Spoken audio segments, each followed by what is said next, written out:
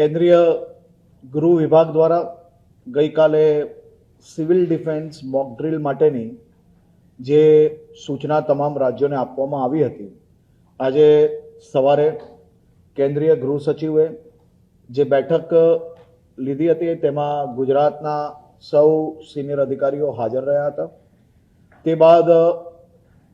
આ mock drill માટેની આખી તૈયારીઓ કઈ રીતે કરી શકાય તે માટે રાજ્ય સરકારના વિવિધ વિભાગોએ સાથે મળીને એક માર્ગદર્શન તૈયાર કર્યું છે ને સાંજે મુખ્યમંત્રી શ્રી ભૂપેન્દ્રભાઈ પટેલે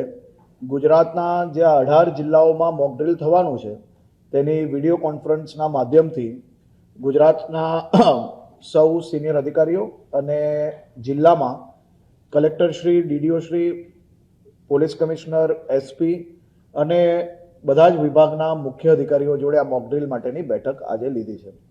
કુલ મલાવીને કાલે ગુજરાતમાં આ 18 જિલ્લાઓની અંદર મોક ડ્રીલ કરવામાં આવશે,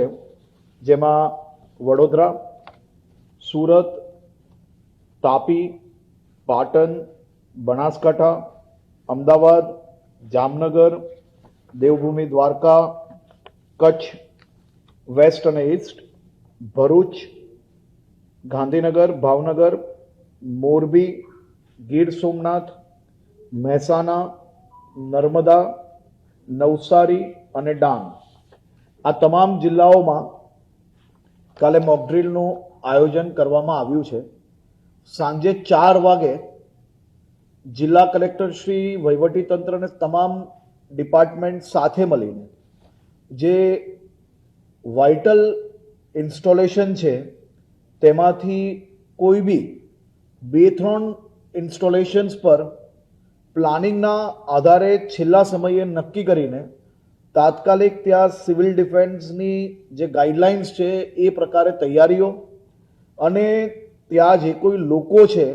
તેને એ પરિસ્થિતિમાં કઈ રીતે શું કરવું જોઈએ તેની કામગીરી કાલે કરવામાં આવશે. તમામ જિલ્લાઓએ સવારે માહિતી આપતાની સાથે જ સાંજે વિડીયો કોન્ફરન્સ પહેલાં આ બધી જ જે કોઈ જરૂરી હોય એ તૈયારીઓ કરી લીધી છે અને બધા જ જિલ્લાઓની બેઠકો આજે મોડી રાત સુધી જે કોઈ ડિપાર્ટમેન્ટ્સ છે, ઇન્ડસ્ટ્રીઝ છે અને ખાસ કરીને સરપંચોને બી એની અંદર જોડવામાં આવ્યા છે. આ બધા જ ડિપાર્ટમેન્ટો દ્વારા એમના જિલ્લામાં શું કામગીરી કરવામાં આવશે તેની માહિતીઓ બી આજે રાત્રે તમામ ડીએમ દ્વારા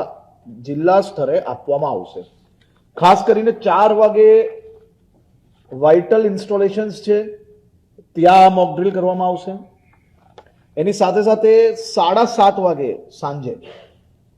કમ્પ્લીટ બ્લેકઆઉટ મોક ડ્રીલ એ આ 18 જિલ્લા